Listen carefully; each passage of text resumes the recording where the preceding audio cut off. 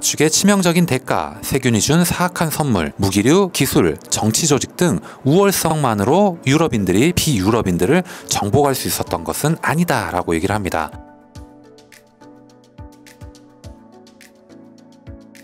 안녕하세요. 따뜻한 일상 그리고 독서 따독따독 시작하도록 하겠습니다. 오늘도 여러분들과 이 총균세 제러드 다이아몬드가 쓴 책에 대해서 얘기를 드릴 거고요. 오늘 여러분들과 나누고 싶은 얘기는 유럽인들의 사악한 선물 세균이라는 부분에 대해서 좀 얘기를 나눠볼게요. 가축의 치명적인 대가, 세균이 준 사악한 선물이라는 제목을 가져가고 있고요. 평소에 병원균, 세균에 대해서 궁금하셨다거나 최근에 이슈가 되고 있는 이 코로나 바이러스에 대해서도 궁금하셨다면, 그리고 유럽이 수많은 제국을 지배할 수 있었던 이유에 대해서 평소에 궁금하셨던 분들은 오늘 영상 끝까지 보시면 도움이 될 것 같습니다. 영상을 시작하기에 앞서서 좋아요 그리고 구독도 꼭 부탁드릴게요. 가축의 치명적인 대가, 세균이 준 사악한 선물, 무기류, 기술, 정치 조직 등 우월성만으로 유럽인들이 비유럽인들을 정복할 수 있었던 것은 아니다 라고 얘기를 합니다. 유럽이 다른 여러 대륙의 사악한 선물, 유라시아인들이 오랫동안 가축과 밀접하게 살았기 때문에 진화된 각종 병원균을 주지 않았다면 그러한 정복은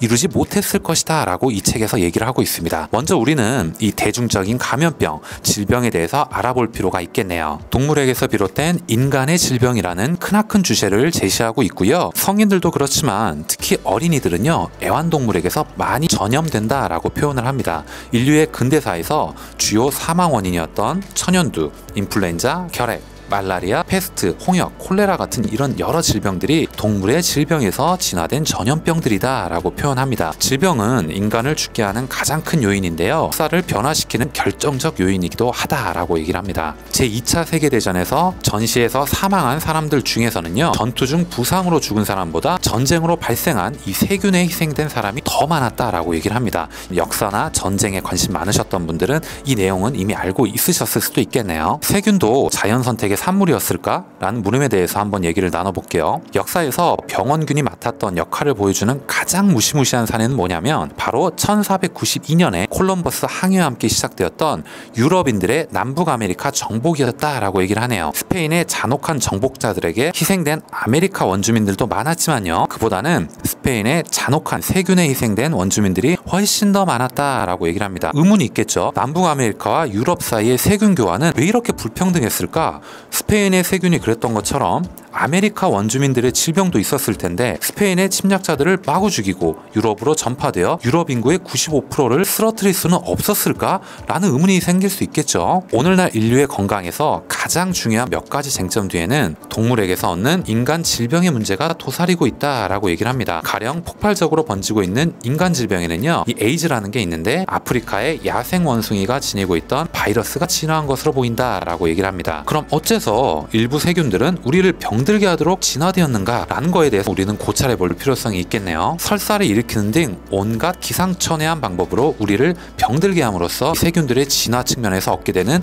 이익은 과연 무엇이었을까? 그리고 세균들은 뭐 때문에 우리를 죽일 수 있도록 진화해야 했을까? 라는 부분에 대해서 얘기를 좀 나눠볼게요. 우선 대중성 질병의 공통된 특성에 대해서 얘기를 나눠볼게요. 바로 감염이라고 얘기를 하는데, 인플루엔자, 최근 이 코로나 사건과도 함께 생각을 해보시면 좋을 것 같아요. 우리 대부분이 경험하는 일반적인 질병은 바로 인플루엔자이다 라고 얘기를 합니다. 인류 역사상 가장 지독했던 유행병은 세계 1차 대전이 끝날 무렵에 2100만 명입니다. 무려 2100만 명을 죽음으로 모아넣은 인플루엔자였다 라고 얘기를 합니다. 이거는 제가 알기로는요, 스페인 독감으로 알고 있습니다. 혹시 제가 잘 모를 수도 있으니까 정확히 알고 계신 분들은 댓글을 좀 남겨주셔도 좋을 것 같아요. 흑사병은 1346년에서 1352년에 유럽 인구의 4분의 1을 죽게 만들었다라고 얘기합니다.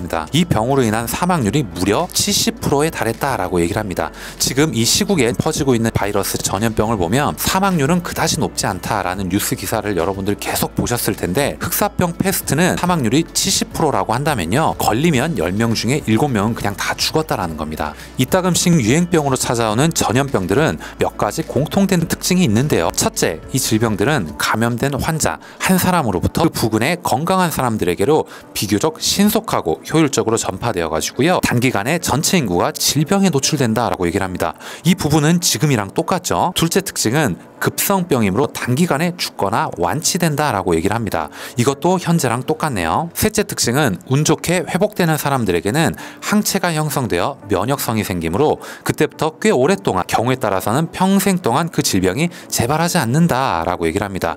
지금 스웨덴에서 추진하고 있는 전략이 바로 이 세 번째 특징이죠. 전체 국민을 다 자가 면역화 시키겠다는 전략이에요. 근데 결국 실패했죠. 현재 기준으로는요. 마지막으로 이 질병들은 대체로 인간들에게만 발생한다라고 얘기를 합니다. 이 네 가지 특성이 갖춰져 있을 때 유행성 질병이 일어나는 까닭은 쉽게 이해할 수 있다라고 얘기를 하는데, 우선 세균이 신속하게 전파되고 증상도 신속하게 진행된다는 것은 무슨 뜻이냐면 금방 한 지역의 인구 집단 전체가 감염되고요. 그로부터 얼마 지나지 않아 죽거나 아니면 회복되어서 면역성을 갖게 된다는 뜻이다 라고 얘기를 합니다. 그러므로 살아있는 사람들 중에서는요, 감염되지 않았던 사람은 아무도 없다라고 얘기를 합니다. 지금 뉴스를 보면 인구의 최악의 경우 70%까지 감염이 될 거다라고 얘기했던 보고서를 제가 본 기억이 있는데, 지금 같은 맥락으로 얘기를 하는 겁니다. 지금 우리는 이미 걸렸지만 아무 이상 없이 건강하게 그냥 회복된 사람이 아주 많을 거라는 이런 얘기와도 같죠. 이 전염병은 당분간, 즉 새로운 아기들이 태어나서 취약 연령에 도달할 때까지, 그리고 외부로부터 감염된 사람이 들어오면서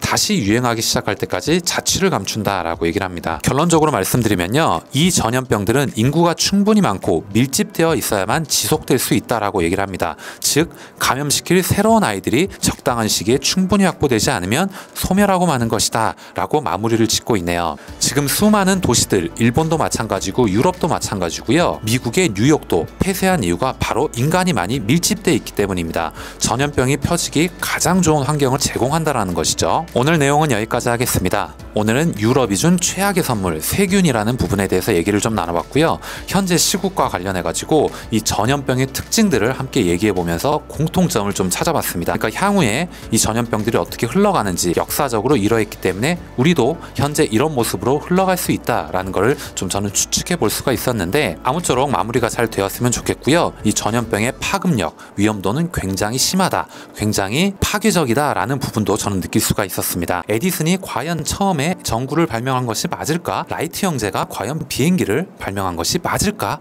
라는 것에 대해서 궁금증을 안고 계셨다면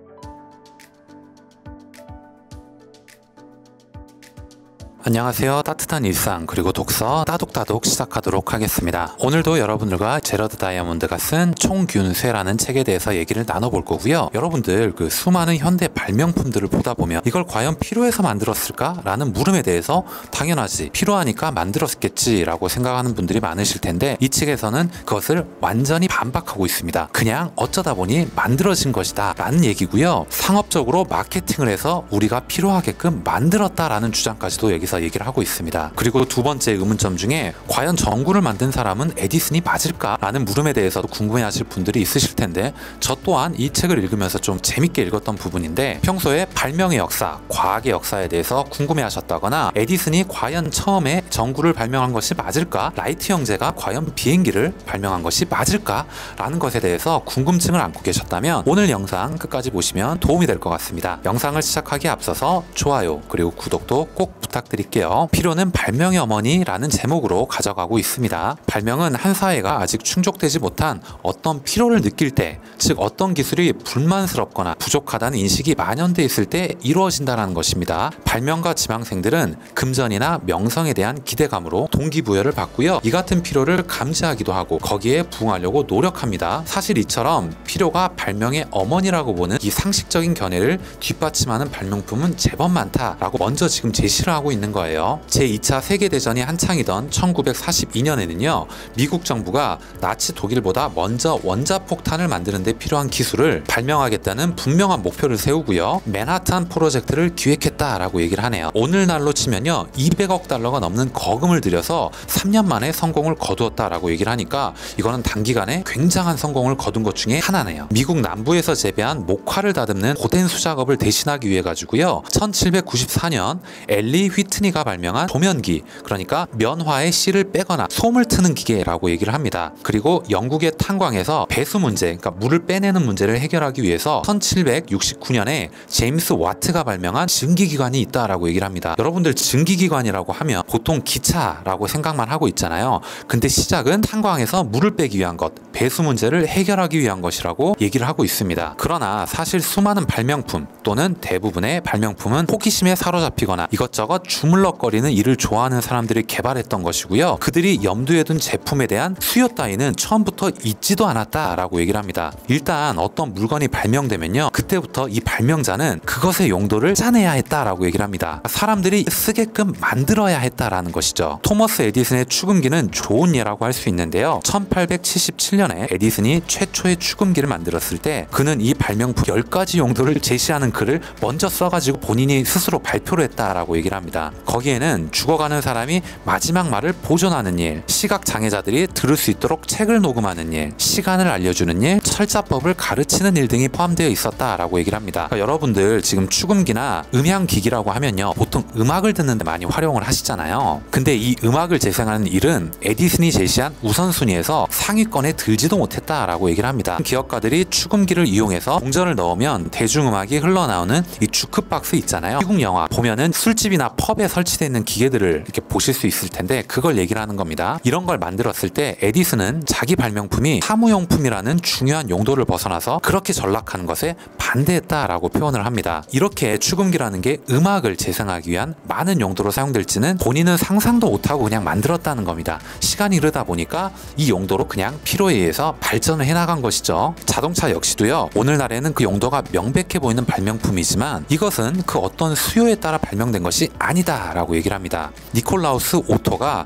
최초의 가스기관을 만들었던 1866년 당시에는 오토가 만든 엔진은 힘이 약하고 무겁고 높이는 2m에 달하고요, 결코 말보다 호감이 가는 물건은 전혀 아니었다라고 표현합니다. 그러니까 사람들이 말을 타고 잘 다니고 있는데 굳이 이 무겁고 큰 고철덩이를 타고 다닐 필요가 없었다라는 겁니다. 그 후 개량을 거듭해가지고 1885년에 이르러서야 비로소 고틀리프 다임러가 자전거 엔진을 설치하면서 최초의 오토바이를 만들었고요. 1905년까지도 자동차는 부자들이나 즐길 수 있는 비싸고 불안정한 장난감에 불과했다라고 얘기를 합니다. 그러니까 이 수많은 발명품들이 초반의 용도와는 전혀 다르게 발명이 되었고 사람들의 수요도 없었다라는 걸 얘기를 하네요. 우리가 아는 발명품들의 진실, 에디슨이 전구를 진짜로 발명한 사람이 맞을까? 최초로 발명한 사람이 맞을까라는 궁금증을 가지신 분들도 있으실 거예요. 발명의 영웅 이론에 대해서 그 얘기를 하고 있는데 여기서는 문제점이라고 얘기를 합니다. 현실적으로는요, 가장 유명하고 틀림없이 현대의 발명품처럼 보이는 것들에 대해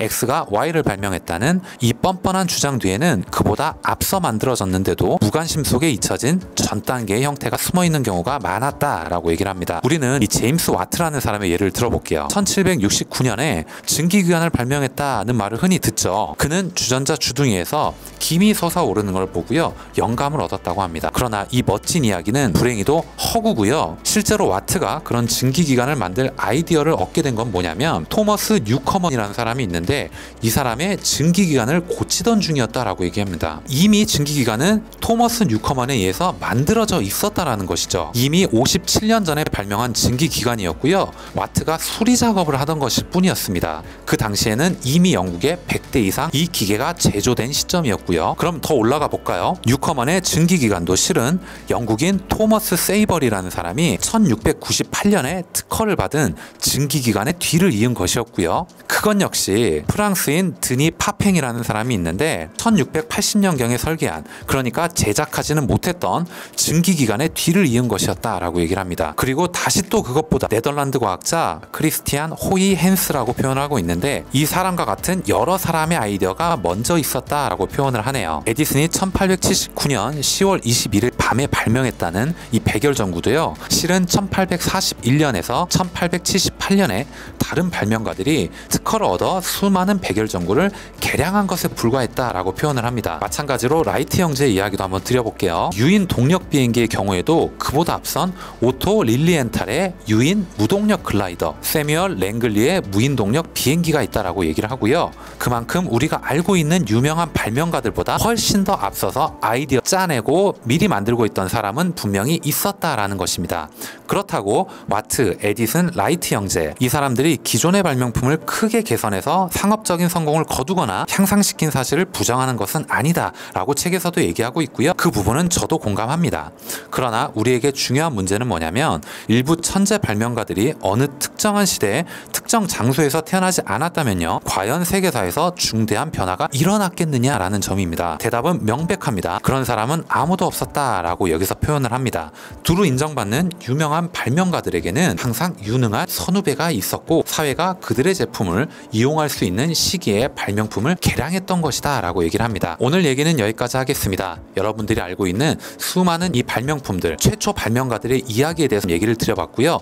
최초의 발명가는 아닌 경우가 굉장히 많다. 이 사람들이 상업화해서 개량화한 것은 맞지만 이것은 영웅 논리와 관련해서 문제점이 될 수도 있었다라는 부분에 대해서 얘기를 한번 나눠봤습니다. 오늘 얘기가 여러분들께 조금이라도 도움이 되셨거나 재밌게 들으셨다면 좋아요 그리고 구독 꼭 부탁드리겠습니다. 다음 시간에 더 좋은 내용, 더 좋은 컨텐츠를 가지고 인사드리도록 하겠습니다. 아프리카의 발전이 늦어질 수밖에 없었던 이유 4가지는 무엇이었을까? 아프리카는 왜? 저도 이런 물음을 가진 적이 굉장히 많았습니다.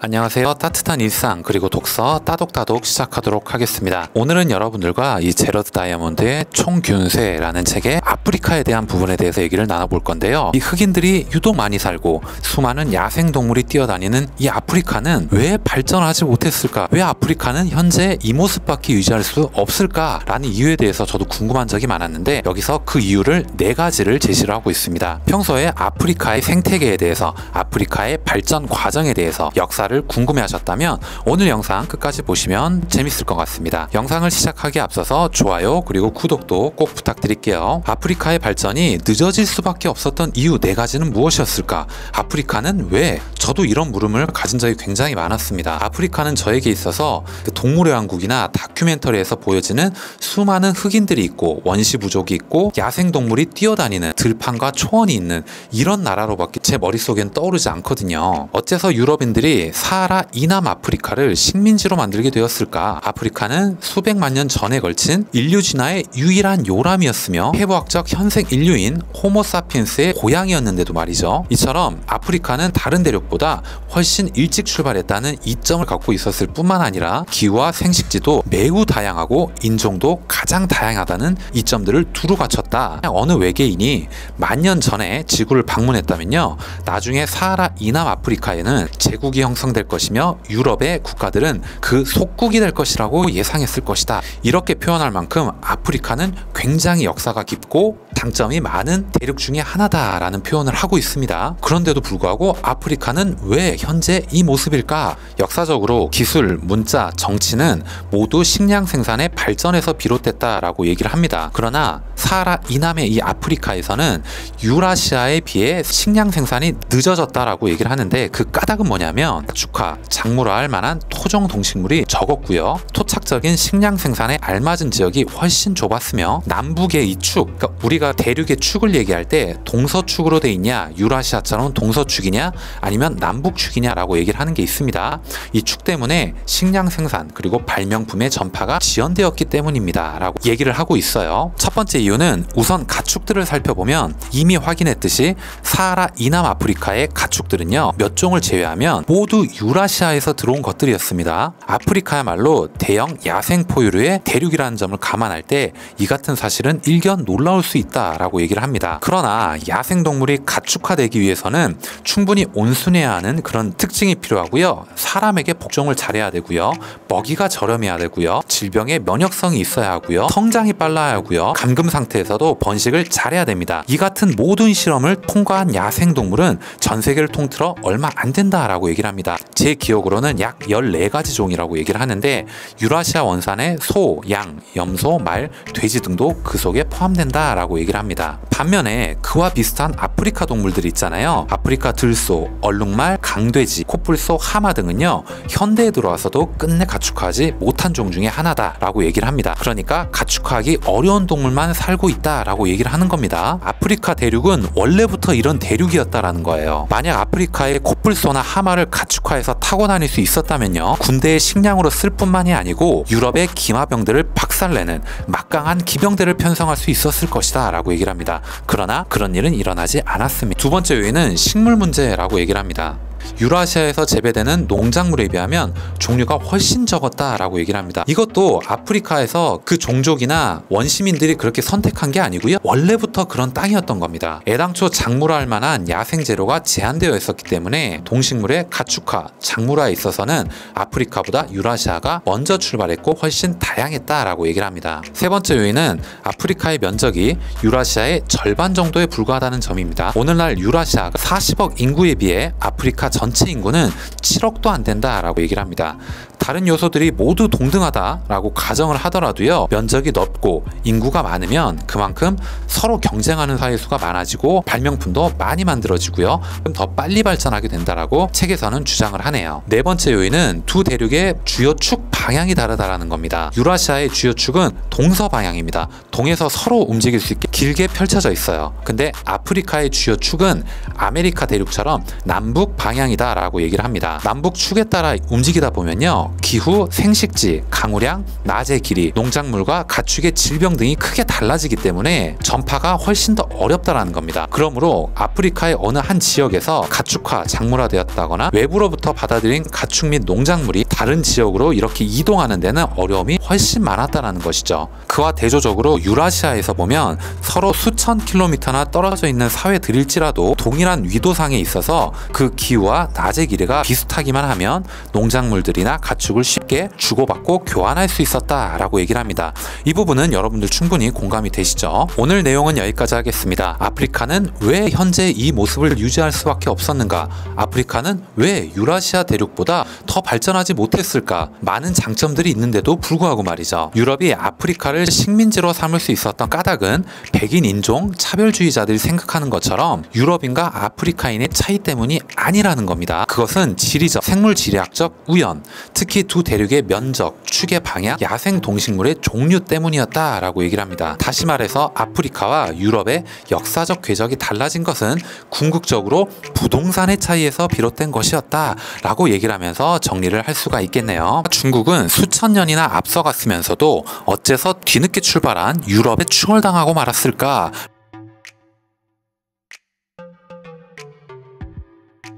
안녕하세요. 따뜻한 일상 그리고 독서 따독따독 시작하도록 하겠습니다. 오늘은 여러분들과 제러드 다이몬드 총균세에 있는 부분 중에 중국은 왜 유럽에 추월당할 수밖에 없었을까? 훨씬 더 빠른 역사, 기술, 문화, 정치를 가지고 있었음에도 불구하고 왜 유럽에게 중심지의 위치를 빼앗길 수밖에 없었는지에 대해서 여기서 얘기를 하고 있는데, 나라의 정치적인 결정이 얼마나 중요한가에 대해서 느낄 수 있는 부분입니다. 평소에 중국과 유럽의 역사 그리고 그들의 발전 과정 등에 대한 모든 것들이 좀 궁금하셨다면 오늘 영상 끝까지 보시면 도움이 될 것 같습니다. 영상 시작하기에 앞서서 좋아요 그리고 구독도 꼭 부탁드릴게요. 중국이 유럽에 추월당한 이유는 과연 무엇일까? 라고 얘기를 하고 있습니다. 그렇다면 비옥한 초승달 지대라고 얘기를 하고 있는데, 현재 페르시아 위치 정도라고 생각을 하시면 될 것 같은데, 거기를 비옥한 초승달 지대라고 얘기를 하고 있어요. 이 지역과 중국은 수천 년이나 앞서갔으면서도 어째서 뒤늦게 출발한 유럽에 추월당하고 말았을까? 라는 물음입니다. 유럽은 상인 계급과 자본주의가 발달했고요, 발명품에 대한 특허권을 보호했고요, 절대군주나 무거운 세금이 없었다라고 얘기를 합니다. 근데 왜 그런 직접적인 요인들은 어째서 중국이나 비옥한 초승달 지대가 아니라 하필 유럽에서 발생했을까? 라는 물음을 가지신 적이 있으실 거예요.